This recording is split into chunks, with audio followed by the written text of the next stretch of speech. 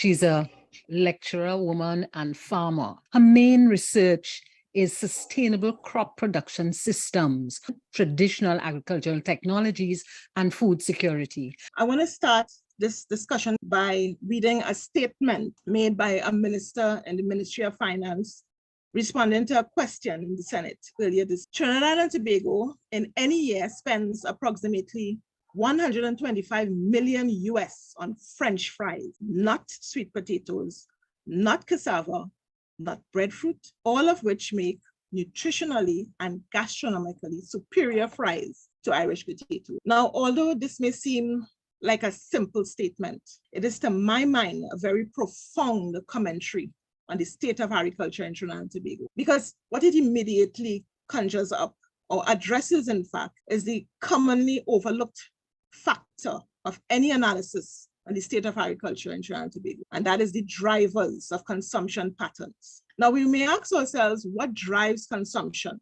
and what accounts for the preferences, and how did what is essentially a comfort food here, in this case, the fries, the French fries, how did that become an almost indispensable part of our local diet? Now, of course, there are other examples. We have apples, we have grapes. At one point in time, that used to be only seasonal around Christmas time, but now they are available year-round, right? So that the desire for the exotic may be a significant driver of consumption patterns. In a recent paper I worked on with a few of my colleagues in the faculty on the colonization of, can we return to an indigenous menu? The paper looked at how Caribbean cuisine has been reshaped by European imperialism of people, fauna, and flora introduced to reinvent the region as a primary technology of the Western capitalist enterprise. But dietary cultures were therefore not shaped by the nurture and consumption of food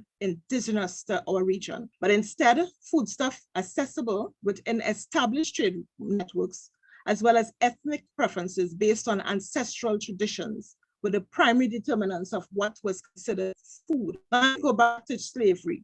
We'll recall that, salted cod was provided from the metropole as a chief protein content for the enslaved workers, alongside crops that came with the migrants, such as wheat and rice for the masters, yams and dashing for the others. But independence did not inspire, and this is an unfortunate event, independence did not inspire a thirst of localization, either in patterns of industrial development and gastronomical practices. So much so that it gave way to an cultural hegemony with the stupendous proliferation of KFCs, all those fast food outlets, Pizza Boys and McDonald's. So that the case of Trinidad and Tobago perhaps best illustrates what I will say is a catastrophic occurrence, because we had our concentration now on the petroleum-based prosperity, right, and foreign exchange, so that we have witnessed over the last half a century of independence and the disappearance of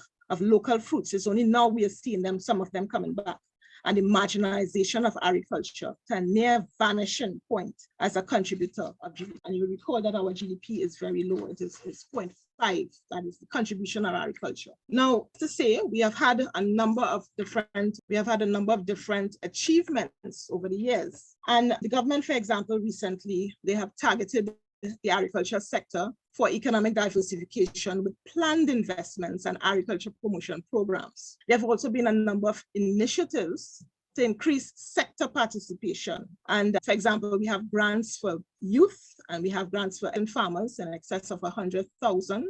We also had recently, through the Ministry of Trade, they embarked on making grants available for agro-processing in excess of 200,000. And of course, there are a number of different agricultural incentive programs. One of the notable achievements that we have had since 1991, there was this statutory board, NAMDEF. NAMDEF is a statutory body responsible for facilitating the growth and the sustainability of Trinidad and Tobago's agricultural sector. We have also had a number of other initiatives. We had the Maruga Agro Park, although we have a lot of concerns as to its placement. It is an agro-processing plant. Now, during the COVID pandemic, there was a 23-member post-COVID-19 roadmap recovery team that was initiated to deal with the painful economic and social impacts. More recently, the next achievement that we had was the Youth Agriculture Homestead Program, a program gained to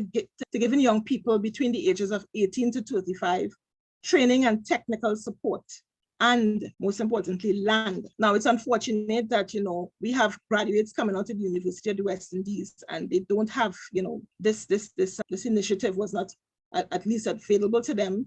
Not only our graduates, but UTT graduates as well in agriculture. And more recently, signed between us and Guyana, and again, a recent occurrence in the Agri-Investment Forum and Expo, something that I myself benefited from because I was one of the exhibitors. I did mention before that I'm also an active farmer, and my husband is also a farmer, and we do a number of agricultural activities, and we contribute to the development and food security. Now, what is also notable, you will notice from this graph that over the years, the budgetary allocation to agriculture was in decline for some time, right? Fortunately for us, over the past 2 years, it increased from between 2021 to 2022, it increased by 51 million. And it is now, this year, it was 1.249 billion, right? That is a significant increase. Now, what are some of these significant mistakes that we could point out over the past few decades since post-independence? Most notably is the dependence on the energy sector. If there's one thing that we could lament about is, we have, because of the dependency on the energy sector, the agricultural sector has been in decline. It has been neglected for several decades. Now, Hussein and Tiwari, in their technical paper on Dutch disease in the wake of a second oil boom in Trinidad and Tobago, noted that although natural resource booms play an important role in helping to alleviate some of the traditional obstacles to development, including fiscal deficits, savings and investment gaps, and providing a rapid inflow of foreign exchange, it also brought adverse effects. Now, in their recent publication, Ramd, Ganpat, and Solomon in 2020, explained that one such of these adverse effects may be the consequential shift away from agricultural employment to state-funded welfare programs, or what we know better as make work programs, such as CPEP, right? Now, we have a number of felt challenges we face in most notably, of course, is the high import bill. Our import bill is in excess of 6 billion TT, right? But in addition to that, the state of food and agricultural security in Trinidad can be characterized by a number of things. Limited land resources. You have limited arable land in Trinidad. You just have 1 more minute to wrap up. Yes. All right, okay. Let me just quickly go through. So we have low investments in research as well as climate variability. We have a number of other issues challenges that we have to deal with. Predial larceny is of utmost importance, especially over the past 2 or 3 years during COVID. All right, it has intensified on pest and disease problems, right? We have a significant impact on agriculture, right? But what is the way forward for us? We have a number of different avenues for the way forward for agriculture.